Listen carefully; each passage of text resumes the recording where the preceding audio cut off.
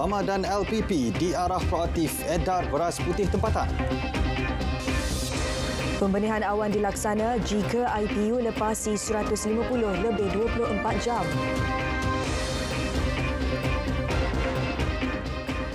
Assalamualaikum, salam Malaysia Madani. Fama dan Lembaga Pertubuhan Peladang LPP diarahkan supaya lebih proaktif bertindak sebagai agensi pengedar beras putih tempatan. Ia bagi mengurangkan kesulitan rakyat mendapat bekalan beras terutama di kawasan pedalaman.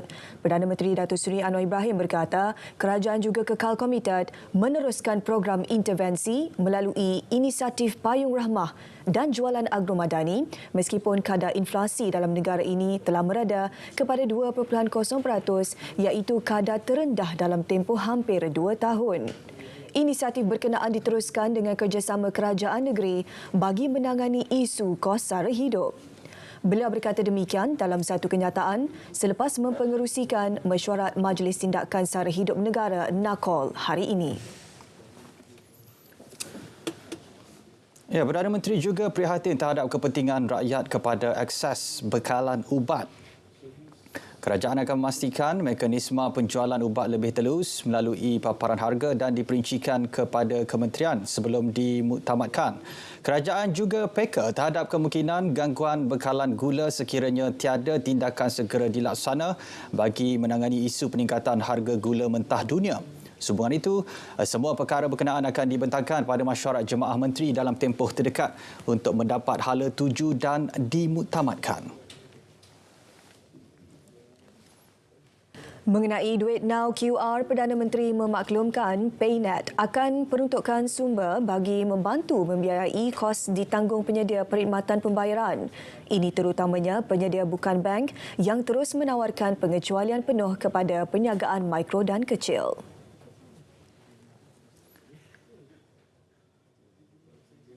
Peruntukan subsidi hampir 400 juta ringgit sebagai langkah meningkatkan beras putih tempatan dalam pasaran.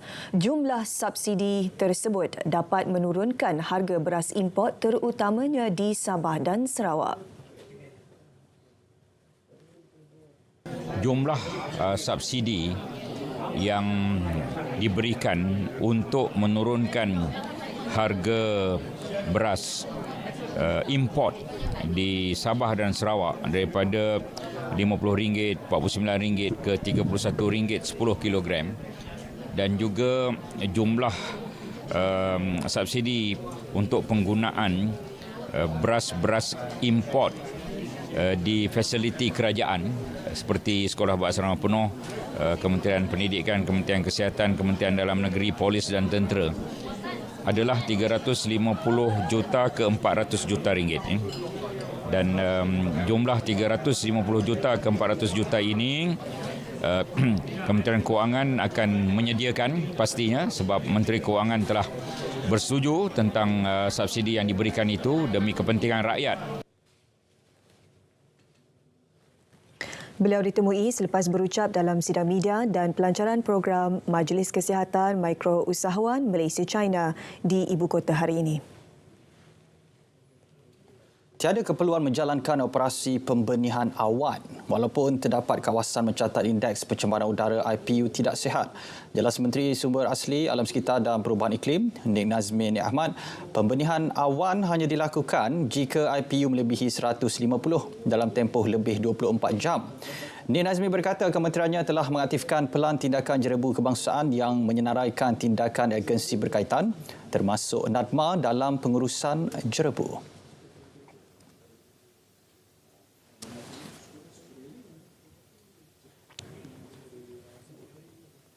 Tentang operasi pembenihan awam, kita akan lakukan tertakluk. Kita kena faham, dia bukan any condition kita boleh buat OPA ni. Cloud seeding hanya boleh dibuat dengan keadaan-keadaan tertentu, dan kita akan buat apabila keadaan dia sesuai dan IPU melebihi 150 bagi tempoh melebihi 24 jam. Jadi itu yang kita akan pantau dan kita akan update lah secara berterusan. Dalam pada itu, Jabatan Pendidikan Negeri, Pejabat Pendidikan Daerah dan Sekolah diminta ambil langkah pencegahan jika bacaan IPU mencapai status tidak sihat. Mengikut SOP, sekolah perlu ditutup serta-merta jika catatan IPU melebihi 200. Kementerian Pendidikan KPM melalui kenyataan di laman sosial rasmi berkata, KPM akan sentiasa memastikan kebajikan, keselamatan dan kesihatan murid, guru dan warga sekolah dipelihara. Setakat pukul 5 petang tadi, 3 kawasan mencatat IPU tidak sihat iaitu Ceras 154, Nilai 155 dan Seremban 115. Mengikut catatan ini, semua sekolah dalam kawasan berkenaan hendaklah menghentikan semua aktiviti luar bilik darjah. Sektor pertanian harus jadi tumpuan utama dalam Belanjawan 2024 yang bakal dibentang 13 Oktober ini. Ia bagi memperkukuh keterjaminan makanan negara. Pertubuhan Peladang Kebangsaan NAFAS komited terus bekerjasama rapat dengan kerajaan untuk jayakan misi itu. Pengurus besarnya Muhammad Faris Arifin mengesyorkan penambahan peruntukan bagi aktiviti penyelidikan dan pembangunan formulasi baja baharu. Selain itu, jumlah subsidi racun dan pengapuran selain kadar bantuan infra dan pengairan juga wajar dipertingkat.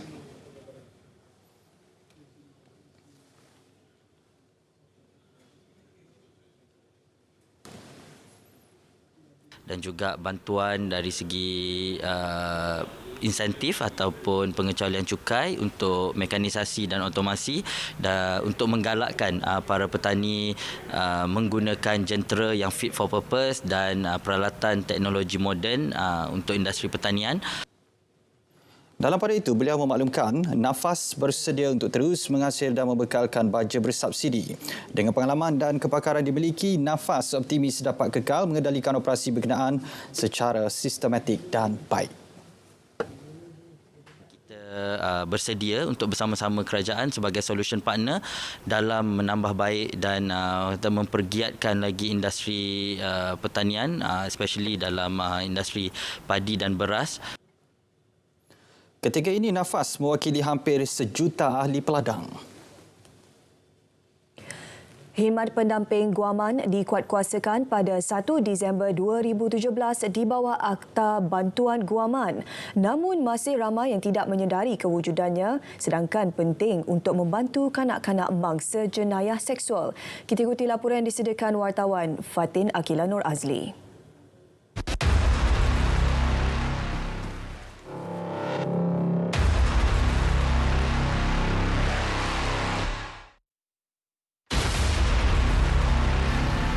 Jelas Ketua Pengarah Jabatan Bantuan Guaman, Datuk Nur Azmi Muhammad Narawi, kurang kesedaran, malu dan tidak pasti apa yang perlu dilakukan antara sebab khidmat pendamping guaman tidak dimanfaatkan orang ramai. Mana ini adalah atas inisiatif Yang Berhormat Datuk Seri Azalina Osman Said semasa beliau menjadi Menteri Undang-Undang pada tahun 2017, di mana akta kita iaitu Akta Bantuan Guaman telah dipinda, di mana khidmat bantuan guaman diperluaskan dengan menyediakan khidmat pendamping guaman. Apa sebenarnya khidmat pendamping guaman? Secara umum, perkhidmatan ini membantu ibu bapa atau penjaga mangsa untuk memahami situasi yang dihadapi serta hak mereka di sisi undang-undang. Jadi bila dia datang ke pejabat kita, kita akan beri guide lah, terutamanya bagaimana untuk mengendalikan diri semasa perbicaraan. Dan setakat pengalaman kita di Jabatan Bantuan Guaman dalam hal perbicaraan pula, dia sebenarnya ada satu bilik yang berasingan. Sebab selalunya untuk saksi kanak-kanak ni kita panggil keterangan tertutup ataupun dalam bahasa Inggeris in camera. So maknanya kanak-kanak itu dalam satu bilik khas, sebab kadang-kadang setengah-setengah mungkin dia agak traumatik apabila melihat tertuduh. So di sinilah peranan Jabatan Bantuan Guaman, di mana pegawai kita akan jadi pendamping guaman yang akan guide dan bantu. Dan mungkin dalam keadaan-keadaan tertentu sekiranya dibenarkan oleh pihak mahkamah, kita juga mungkin boleh membangkitkan apa-apa persoalan demi keadilan kanak-kanak tersebut.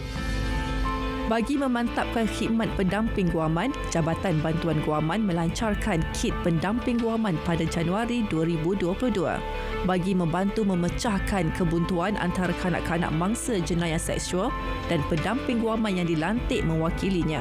Justru ibu bapa atau penjaga disaran untuk mendapatkan khidmat pendamping guaman melalui Jabatan Bantuan Guaman. Fatia Akilah Nur Azli, RTM. Bahan api berteraskan biodiesel B100 dilancar hari ini. Produk dibangunkan Kementerian Perdagangan dan Komoditi bersama Petronas itu khusus bagi penggunaan truk. Ia dapat memacu usaha mencapai penyelesaian bahan api rendah karbon. Untuk menunjukkan bahawa kita berkeupayaan untuk menghasilkan biodiesel yang mesra alam, di mana dapat mengurangkan pelepasan karbon sehingga 70% daripada bahan api banding menggunakan biofuel bahan api berasaskan diesel. Beliau memaklumkannya pada sidang media selepas merasmikan persidangan biodiesel sawit keempat di Putrajaya. Terus berlangsung acara pelepasan lori pengangkut pertama Petronas yang guna B100.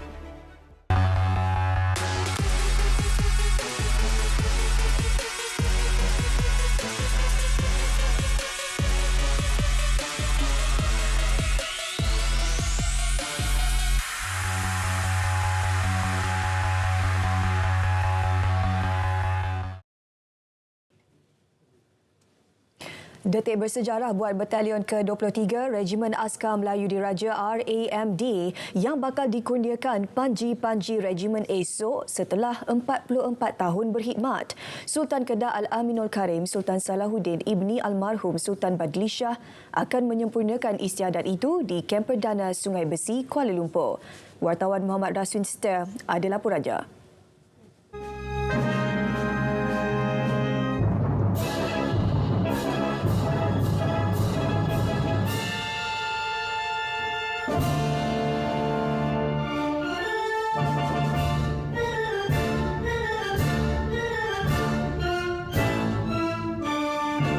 Tentera dan panji-panji pastinya tidak dapat dipisahkan.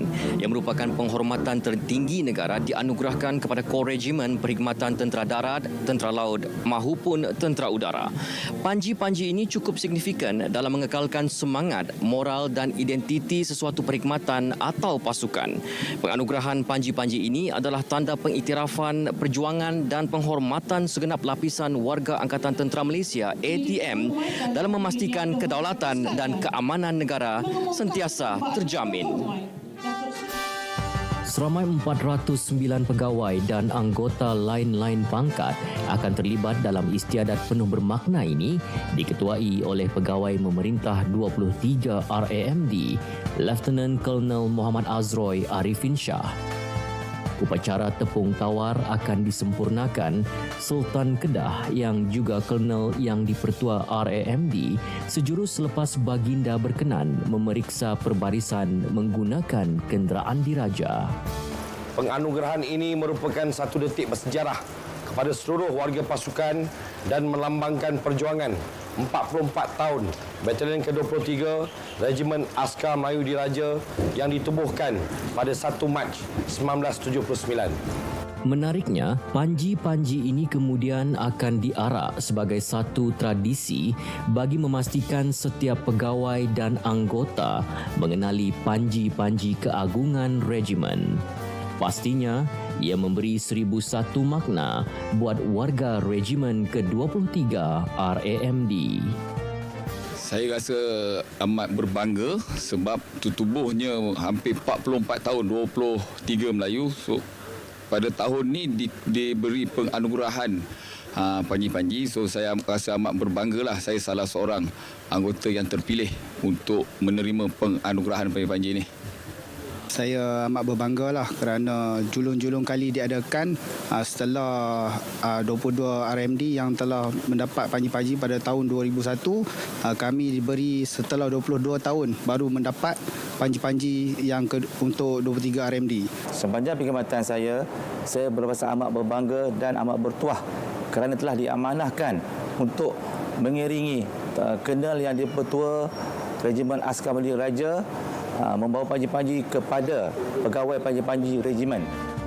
Semoga pengurniaan panji-panji ini akan menjadi denyut nadi kepada Batalion ke-23 RAMD untuk terus mencurahkan kesetiaan dan hikmat bakti dengan lebih cemerlang dan terbilang. Muhammad Raswin Setia, RTM.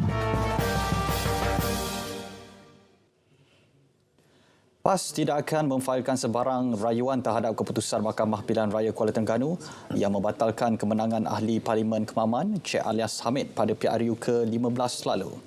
Setiausaha Agungnya Datuk Seri Taqiyuddin Hassan memaklumkan langkah tersebut diambil setelah Hakim Anselm Charles Fernandez mengesahkan dalam sesi pengurusan kes bahawa keputusan Hakim dalam kes petisyen Kemaman adalah sama seperti keputusan kes petisyen Kuala Terengganu. PAS kini menunggu dan siap sedia untuk mengambil langkah selanjutnya berdasarkan ketetapan yang akan dibuat SPR. Dalam pada itu, Naib Presiden PAS, Datuk Seri Dr. Ahmad Samsuri Mohtar yang juga Menteri Besar Terengganu berkata, perbincangan setakat ini hanya menyentuh mengenai pendirian untuk tidak membuat rayuan. Tiada soal calon dibincang.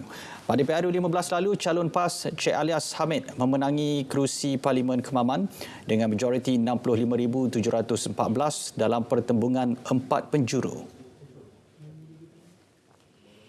Seramai 188,102 suri rumah mencarum di bawah skim keselamatan sosial suri rumah SKSSR Perkeso setakat 24 September lalu. Bagi meningkatkan jumlah penyertaan, Isteri Perdana Menteri Datuk Seri Dr. Wan Aziza Wan Ismail menyarankan kempen promosi dipergiat. Beliau turut menyeru suri rumah untuk mencarum demi keselamatan dan kesejahteraan diri. Dengan bayaran hanya RM120 setahun, suri rumah boleh mendapat perlindungan sewajarnya. Sejak SKSSR dilaksanakan pada Disember 2022, sebanyak 476 kes diproses Perkeso melibatkan bencana domestik, keilatan dan kematian suri rumah dengan jumlah bayaran faedah hampir RM622,000. Kadang-kadang sering sekali suri rumah ini dianggap tak ramailah memberi perhatian. Jadi namun ini adalah salah satu daripada skim bolehlah memberikan mereka sedikit perlindungan dan Datuk Seri Azman memberitahu bahawa apa yang didapat kalau ada kemalangan atau ilatan apa semua tu memang dapat bayaran baliklah lebih daripada apa yang you carumkan. Datuk Seri Dr. Wan Azizah yang juga Ahli Parlimen Bandar Tun Razak merasmikan Karnival Aspirasi Madani dan kempen Ayuh Daftar Suri at Perkeso di Kompleks Sukan Bandar Tun Razak, Kuala Lumpur. Program turut dihadiri Timbalan Menteri Sumber Manusia Mustafa Sakmud dan Ketua Pegawai Eksekutif Kumpulan Perkeso Datuk Seri Dr. Muhammad Azman Aziz Muhammad.